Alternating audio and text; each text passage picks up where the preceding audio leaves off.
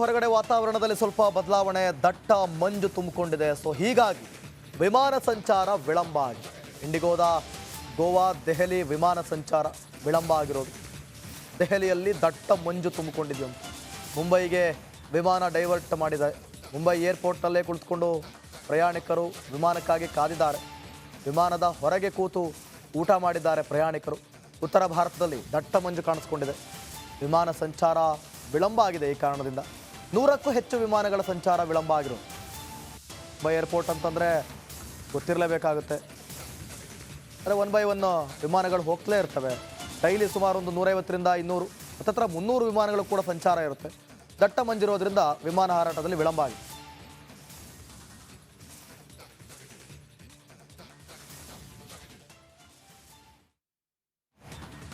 ಮುಂಬೈ ಏರ್ಪೋರ್ಟ್ನಲ್ಲೇ ಕುಳಿತುಕೊಂಡು ನೋಡಿ, ಅಲ್ಲೇ ಊಟ ಮಾಡ್ತಿದ್ದಾರೆ ಪ್ರಯಾಣಿಕರು, ಅಲ್ಲೇ ಊಟ ಮಾಡ್ತಿದ್ದಾರೆ. ಸದ್ಯಕ್ಕೆ ವಿಳಂಬ. ಸೊ ಹೀಗಾಗಿ ಅಲ್ಲೇ ವಿಮಾನ ನಿಲ್ದಾಣದ ಹೊರಭಾಗದಲ್ಲೇ ಕುತ್ಕೊಂಡು ಊಟ ಮಾಡ್ತಿದ್ದಾರೆ.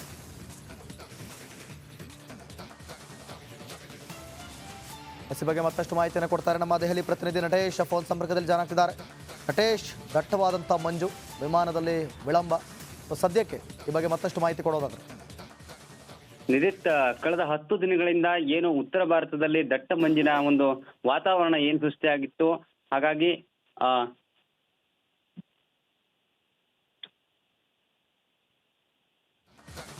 ನಟೇಶ್, ನನ್ನ ಧ್ವನಿ ಕೇಳಿಸ್ತಾ ಇದೆಯಾ? ಏನು ಕಳೆದ 10 ದಿನಗಳಿಂದ ಉತ್ತರ ಭಾರತದಲ್ಲಿ ದಟ್ಟ ಮಂಜಿನಂತಹ ವಾತಾವರಣ ಏನು ಸೃಷ್ಟಿಯಾಗಿತ್ತು, ಇದರಿಂದ ವಿಮಾನ ಸಂಚಾರಕ್ಕೆ ಬಹಳ ತೊಂದರೆ ಉಂಟಾಗಿತ್ತು ಅಂತಾನೆ ಹೇಳ್ಬೋದು.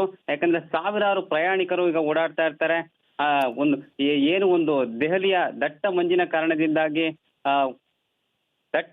ಕಾರಣದಿಂದಾಗಿ ಹಲವಾರು ತೊಂದರೆಗಳು ಉಂಟಾಗ್ತಾ ಇದೆ ಅಂತಾನೆ ಹೇಳ್ಬೋದು.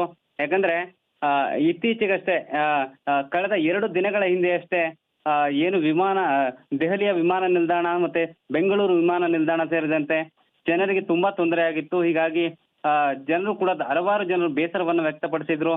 ಸಾವಿರಾರು ಪ್ರಯಾಣಿಕರು ತುಂಬಾ ಬೇಸರವನ್ನು ವ್ಯಕ್ತಪಡಿಸಿ ತಮ್ಮ ಆಕ್ರೋಶವನ್ನ ಕೂಡ ಹೊರಹಾಕಿದ್ರು. ಇದೀಗ ಇಂಡಿಗೋದ ಏನು ಫ್ಲೈಟ್ ಏನಿದೆ, ಗೋವಾದಿಂದ ದೆಹಲಿಗೆ ತೆರಳುವಂತ ಸಂದರ್ಭದಲ್ಲಿ, ಅಂದ್ರೆ ಗೋವಾದಿಂದ ದೆಹಲಿಗೆ ಬರಲಿಕ್ಕೆ 2 ಅಥವಾ 2.5 ಗಂಟೆ ತಾಸು ಬೇಕಾಗುತ್ತೆ. ಆದ್ರೆ 12 ಗಂಟೆ ವಿಳಂಬ ಆಗಿರೋದ್ರಿಂದ ಸಾವಿರಾರು ಪ್ರಯಾಣಿಕರು ರನ್ವೇನಲ್ಲೇ ಕುಳಿತು ತಮ್ಮ ಬೇಸರವನ್ನ ವ್ಯಕ್ತಪಡಿಸ್ತಾ ಇರ್ತಕ್ಕಂಥದ್ದನ್ನು ಕೂಡ ನಾವು ಕಾಣಬಹುದಾಗಿದೆ. ಹಾಗೇನೆ ಕಳೆದ 12 ಗಂಟೆ ಅಥವಾ 13 ಗಂಟೆ ಈ ರೀತಿ ಆದಂತಹ ಸಂದರ್ಭದಲ್ಲಿ ತಮ್ಮ ತಾಳ್ಮೆಯನ್ನ ಕಳೆದುಕೊಂಡಂತಹ ಜನರು ಹಲವಾರು ರೀತಿ ಬೇಸರವನ್ನ ವ್ಯಕ್ತಪಡಿಸ್ತಾ ಇದ್ದಾರೆ. ಓಕೆ, ಥ್ಯಾಂಕ್ ಯು ನಟೇಶ್ ನಿಮ್ಮೆಲ್ಲ ಮಾಹಿತಿಗಾಗಿ.